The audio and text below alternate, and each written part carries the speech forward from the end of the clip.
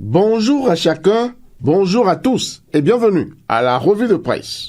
Le siripeux chroniqueur, dont les chroniques politiques se laissent boire à volonté sur les réseaux sociaux, n'est plus libre de ses mouvements. Steve Amoussou, connu sous le sobriquet de frère Rumvi, qui hantait par ses écrits le sommeil des pontes de la maison Rupture, a été arrêté lundi soir à Lomé et ramené à Cotonou. Et cette arrestation alimente la polémique, nous apprend le Matinal, un journal qui rapporte le film de l'arrestation, version de l'avocat qui le défend. Et le même journal dit attendre celle de la police républicaine ou de la justice qui, jusque-là, ne sont pas encore disponibles.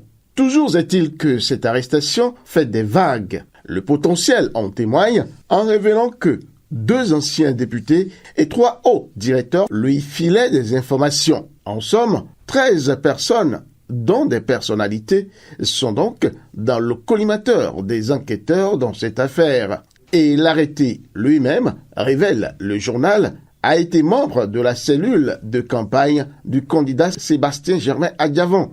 Le téléphone de l'activiste parle, annonce de son côté Soleil Bénin Info. Après son arrestation, dit le journal, des messages sont découverts de gens insoupçonnés qui lui donnaient des informations de toute première main, ce qui indique, comme le dit le journal, que des loups sont dans la bergerie de Patrice Talon. Et Adjache Deus nous apprendra que c'est Maître Ba Parapé qui défend le frère Rumvi. Il raconte, rapporte le journal, les circonstances de son arrestation et exige, cela s'entend, sa libération. Ceci ne laisse pas indifférents les partis politiques du microcosme béninois, surtout ceux de l'opposition. Palabre au quotidien aborde la réaction de la nouvelle force nationale NFN de Apollinaire à Voyon, qui, à travers un communiqué, demande que les commanditaires de cet acte que le parti qualifie de criminel soient identifiés, recherchés et poursuivis, conformément aux lois de la République. Quelle issue en définitive pour cette affaire? Les jours prochains nous le dirons. Affaire navire échoué à Fidjrosset. Souvenez-vous, il y a de cela quelques semaines, un navire avait échoué sur la plage de Fidjrosset. Eh bien, la criette a connu de cette affaire et a ordonné le démantèlement de ce navire, rapporte le journal Soleil Bénin Info. Mais les avocats de la défense, avec à leur tête Maître Moustapha Semioudine, s'y opposent et annoncent un appel. Signale le Matinal.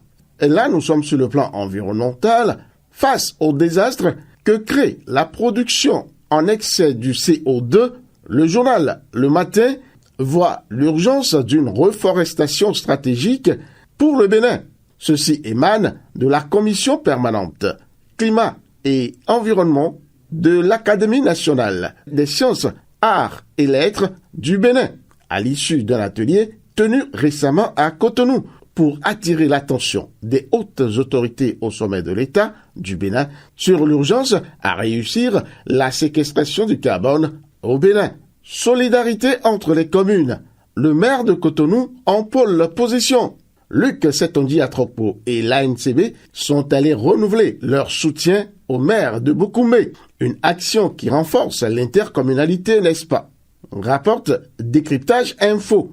Avec Adjache News, nous apprenons que le médiateur de la République sera en Chine en octobre prochain. Ceci fait suite à une visite que lui a rendue l'ambassadeur de la Russie près le Bénin. Bon et fructueux voyage à vous, Monsieur Pascal Essou. Finissons cette revue par ce don de matériel militaire qu'a fait la Chine aux forces armées béninoises et que rapporte le journal L'International. Fin de cette revue de presse. Peggy Ludovic Dagba, rendez-vous dimanche prochain.